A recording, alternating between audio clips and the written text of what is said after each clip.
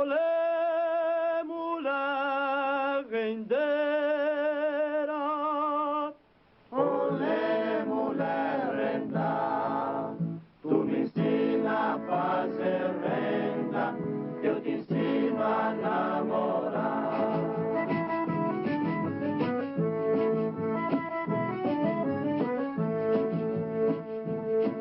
Olé, mulher rendeira. Olé, mulher renda. Tu me ensina a fazer renda, eu te ensino a namorar. Tu me ensina a fazer renda, eu te ensino a namorar.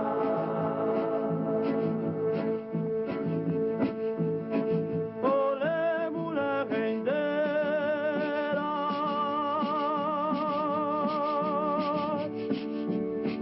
Olé, mulher renda.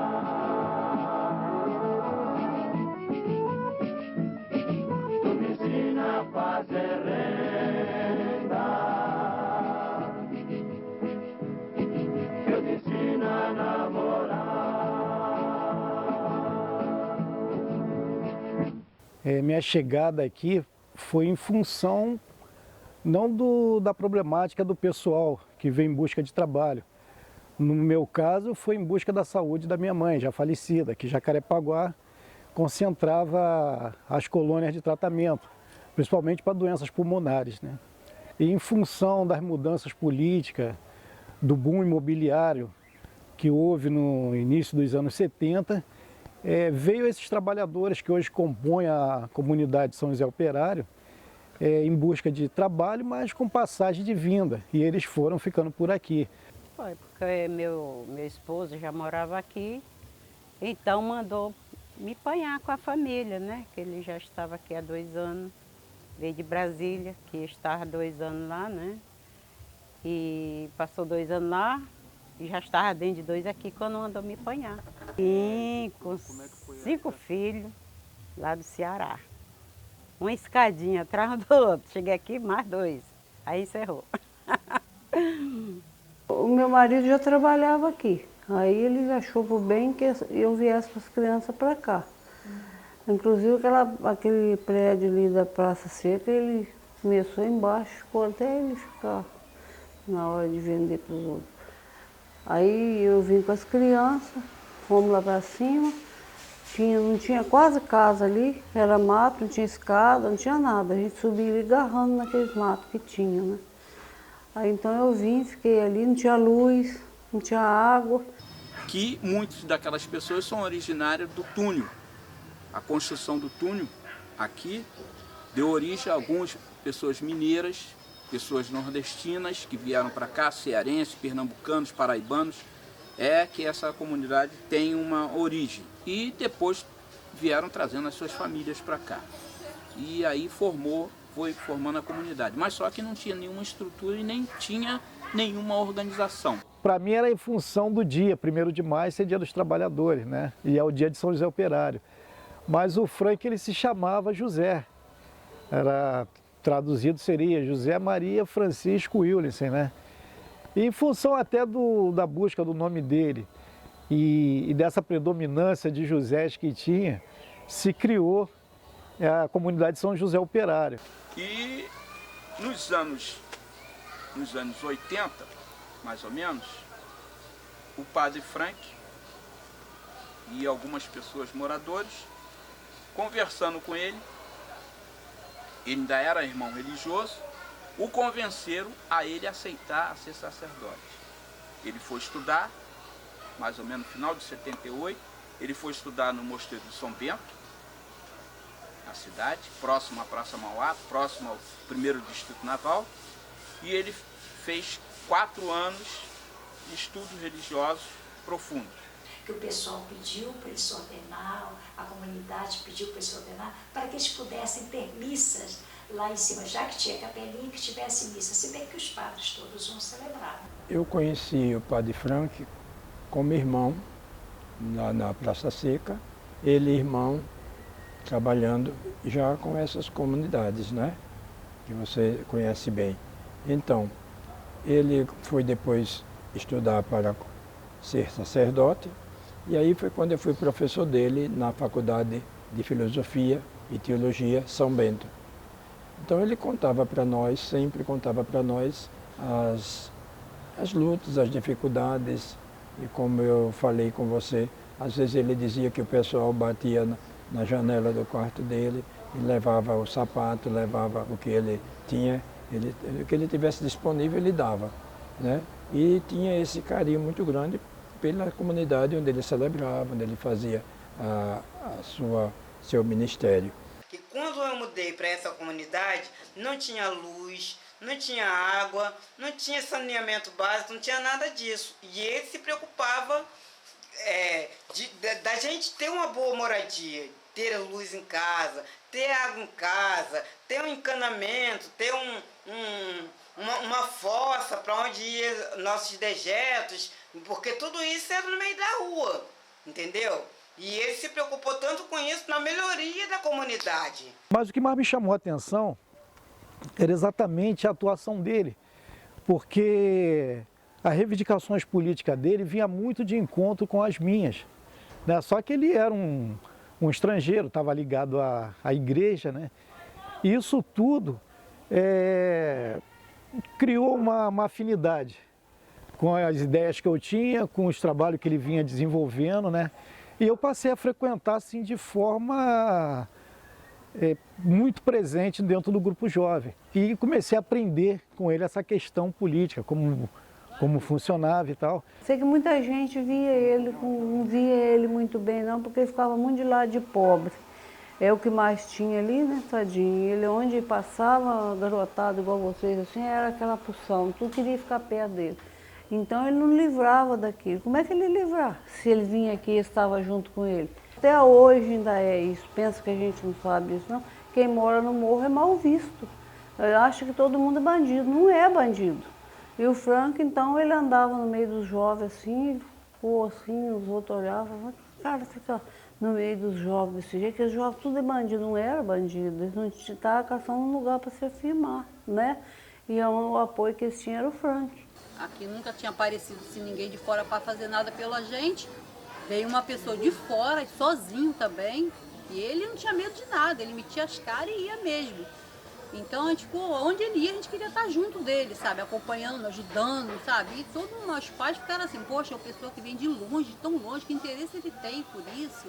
Mas isso tudo era por amor à religião dele, que ele estava servindo. E eu sei dizer que ele ajudou muita gente na comunidade, a pena ele não estar aqui presente hoje, entendeu?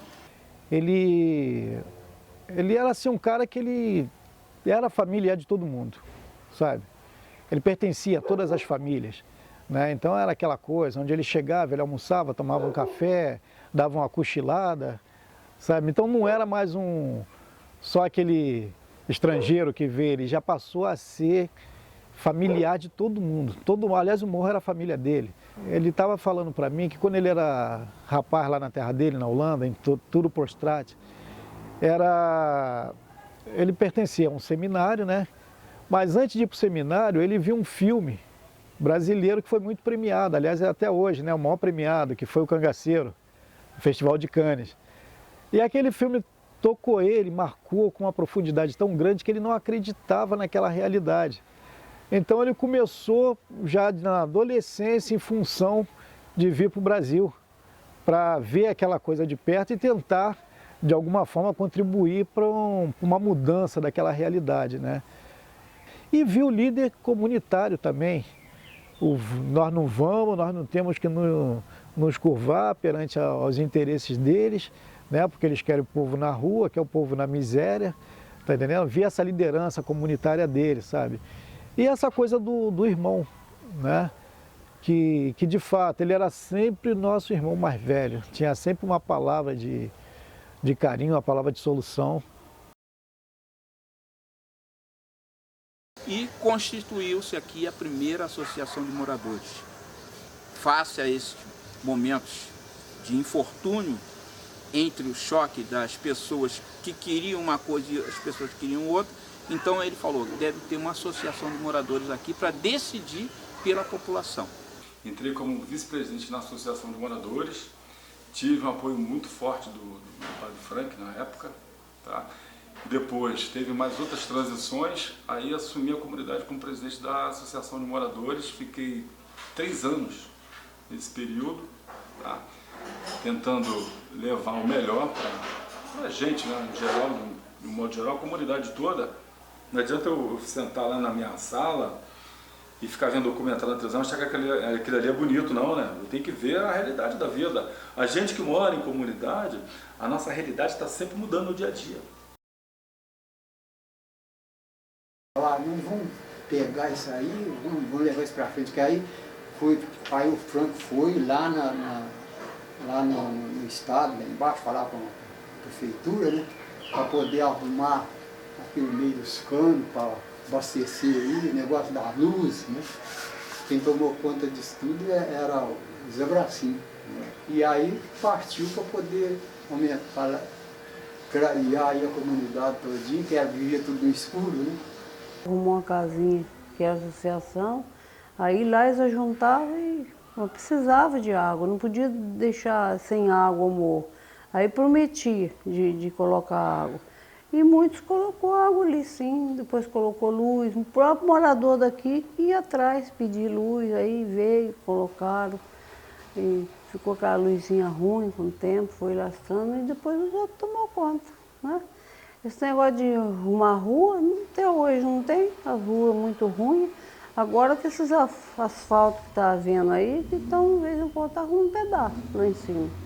Né? Mas demorou muito. E hoje tem banquinho lá, não tinha. Eu falei, pô, no tempo que as minhas crianças eram pequenas, que a gente morava lá em cima, precisava ter um negócio assim, uma pracinha, não tinha nada.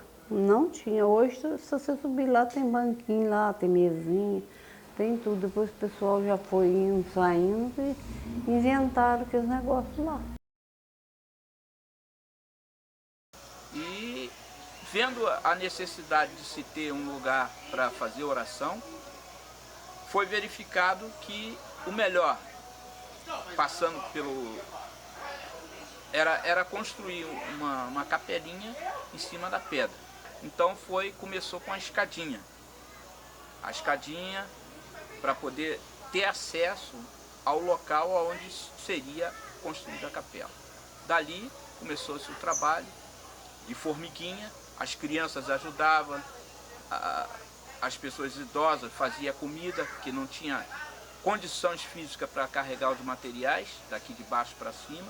Então as crianças carregavam o material, né? E ele tinha disponibilidade de conseguir verba da Holanda com seus familiares, e ele ia ajudando no que podia. E eu estava junto com ele, mais outras pessoas também, jovens também. Constituiu-se um grupo jovem na época, e esse grupo jovem ficava cuidando de outros jovens. Da minha passagem ali pela Associação de Moradores, já foi um período pós-grupo jovem, né? Foi uma pontezinha de acesso. Quer dizer, na verdade não era pontezinha, que ela representava muito, que era a ligação entre o final da rua 1º de Maio e a escadaria de São José Operário, né? E essa ponte, na verdade, ela ficou ali muito tempo, era tábua de 30, sob uma tábua de 30, né? Escorada na pedra, e as pessoas se equilibravam por ali. E quando como é que a gente ia começar aquilo, né? Pedimos a um gabinete, fomos a outro gabinete e tal, e nada. Então a gente resolveu fazer por conta própria. Promovemos um bingo, era uma geladeira duplex, que era top de linha naquele tempo, né? E essa geladeira fizemos um bingo no Francão, que já existia nesse período, e lotou. A verdade é essa, lotou, que todo mundo sabia que o bingo era em função das obras da ponte, né? Para aquela mobilização popular, ela não interessava para o governo, como até hoje não interessa. O importante é que tudo parta do Estado. O governo, a população, ela é incapaz de se mobilizar, é incapaz de pensar, é incapaz de modificar. Essa é a visão que eles têm da gente. E aquela questão de você reunir ali no Francão, poxa, cerca de 400 ou 450 pessoas, né? Em função daquela ponte, e colocar o madeiramento lá, fez com que o Estado, a Prefeitura, se mobilizasse e construiu aquela ponte em menos de 15 dias, né? E está lá até hoje. Nós falávamos assim, olha só, nossas ruas não tem nome. Não sei se você lembra. A rua não tinha nome, nossas ruas. Era Becos e Viela, mas não tinha nome. E nós, de parceria, junto com o Grupo Jovem, olha só, como a comunidade é São José Operário, vamos fazer o seguinte, vamos focar o São José Operário, que é uma profissão, porque vamos colocar então o nome das ruas com o nome de profissões. Tá? Aí ficou o seguinte, eu falei, então vamos fazer o seguinte, vamos fazer as placas, eu faço as placas na minha casa com o nome de profissões. Aí nós criamos Rua do Ladrilheiro, Rua do Padeiro, Rua da Costureira, Rua do Carpinteiro, né? Rua do Ladrilheiro, tem mais. Em função da necessidade que o povo tinha de se manter trabalhando e as mulheres de fazer um complemento de renda, que muitas então eram lavadeiras, começaram a trabalhar de doméstica, né? Então não tinha onde deixar as crianças menores. Então se vê essa ideia de se fazer essa creche. E teve o seu Messias Assis, que era o sacristão e o nosso violeiro, né, que animava as missas. Ele passou a casa dele, o Frank, quer dizer, comprou a casa dele e lá foi feito a creche. E essa creche mais tarde foi feito na parte de cima, as salas da catequese, e essa creche tinham pessoas da comunidade. Com o trabalho das professoras Ruth, Zélia e Efigênia, um trabalho voluntário, um trabalho dedicado, um trabalho de doação, de protesto. Todos nós que participamos desse projeto, dessa creche, fomos direcionados, tivemos um novo olhar para a vida. Tinha esse projeto de dar aula de alfabetização à noite, que eu dei aula de alfabetização há 4 anos seguidos. A maior experiência foi ver o povo aprender a ler e escrever. A maior experiência. Para mim era uma alegria muito grande quando chegava assim o final do período, que vê aquela pessoa que chegava lá, não sabia nem o que era, depois saía escrevendo o seu nome. E essa era uma alegria intensa, entendeu? Eu tinha muita paciência com eles e eles gostavam, até me chamavam de tia. Por mim eu nem acabava com esse projeto. Por mim cada vez mais aumentava mais a assistência, né? De dar a eles essa alegria de aprender a ler e escrever. E eu separava as mudas que eu tenho. Eu tinha muda de jaca, muda de amendoeira, jamelão. E eu levava as mudas já assim 1,5 metro, levava assim no caixote, e subia com o meu cachorro e uma enxada. E eu plantava lá em cima sozinho. Eu plantei jamelão, eu plantei jambo. Tem coisas frutíferas, tem árvores frutíferas. Plantei jaca, eu levei várias sementes, plantei flamboyant. Tem bambuzal lá em cima. Vou te agradecer, João. Acho que lá em casa está tendo mico, gambá. Tudo referência. Os animais silvestres estão voltando. O garimpo comunitário, ele era para ser feito dentro da comunidade para limpar a comunidade. Porque até então a parte de baixo quem fazia era a Conlurb. O garimpo comunitário trabalharia com parceria com a Conlurb, mas só que o trabalho era para ser feito dentro da comunidade. Aproveitar a mão de obra. Isso, do próprio morador. E foi feito. Aí com o tempo foi se extinguindo, né? Existe. Existe, mas com outra proposta, aí varre só determinadas ruas lá embaixo, não participando da comunidade, né? Mas foi feito. Então, nos anos 80, eu conheci o Padre Franklin, né? Aquele camarada assim diferentão, vermelhão, diferente, né? Dos brasileiros. E ele assim animava, né, também os moradores de Jacarepaguá, daquela área ali que ele trabalhava. Depois eu, né, tive filhos e tudo, perdi um pouquinho o contato com ele e só vim saber dele agora, mais no finalzinho. Mas ele foi um grande incentivador da pastoral e deixou assim vários seguidores, né? Eu me lembro bem que um rapaz chamado Edinho, a gente chama ele de Edinho, acompanhava muito o padre Franklin e hoje ele está lá também engajado na luta, lá em Jacarepaguá. Aí veio a pastoral de favela, que começou mais ou menos junto com o Padre Frank. O Padre Frank parou, veio a pastoral de favela, que já estava mais ou menos trabalhando juntos. E a pastoral de favela é da arquidiocese, né? É todo o Rio de Janeiro.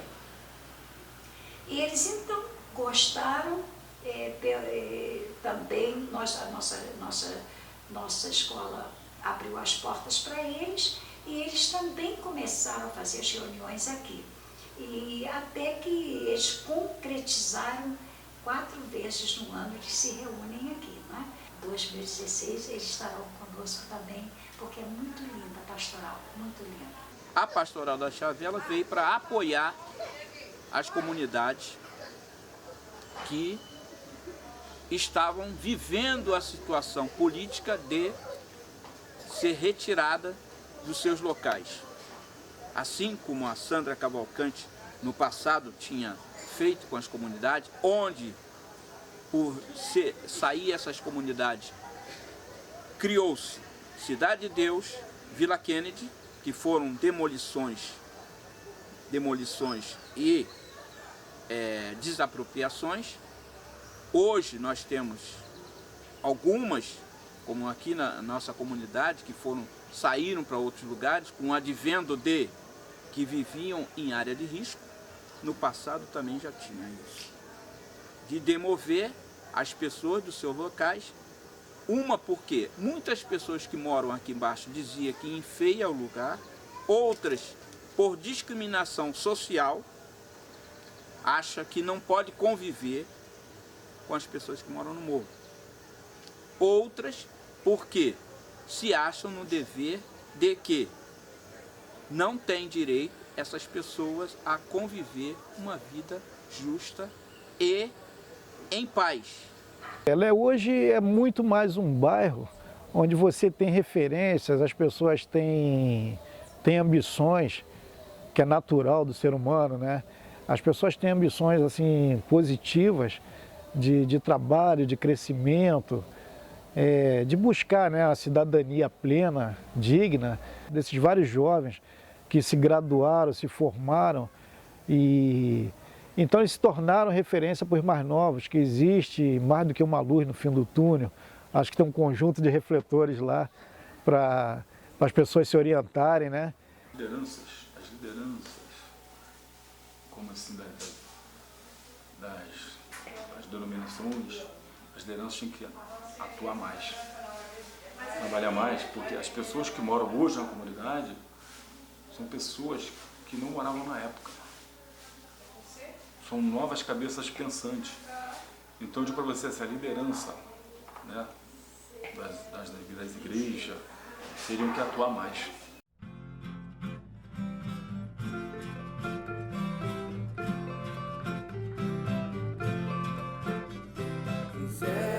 Soube ser forte nos momentos de muita dor, conduzindo a Virgem Maria, protegendo nosso. Teve um período que nós vivíamos na ditadura, teve um período que ele teve que enfrentar as forças políticas locais. Como vocês sabem, aqui teve trilheiros que tiveram aqui na terra, né, que se achavam donos disso aqui. Estava iludindo as pessoas, fez um abaixo-assinado e queria que as pessoas assinassem para poder ser retirada daqui, dizendo que ia ganhar um lugar melhor. O padre Frank orientou as pessoas a não assinar nenhum documento. Por causa disso, Pedro Russo e outros grileiros aqui de Jacarepaguá, e políticos como Jorge Leite, Jorge Moura,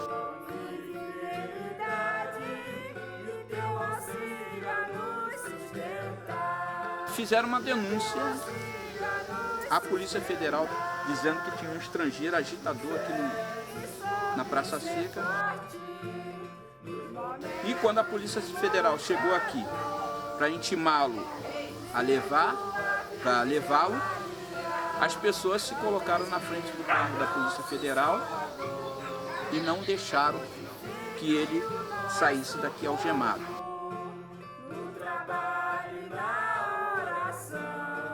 Aí o Pedro Russo, ficando chateado com isso, arrumou alguns capangas aí que disse que ia pegar o Padre Frank e ia matá-lo. Mas aí as pessoas aqui se mobilizaram e na época deram uma surra no Pedro Russo.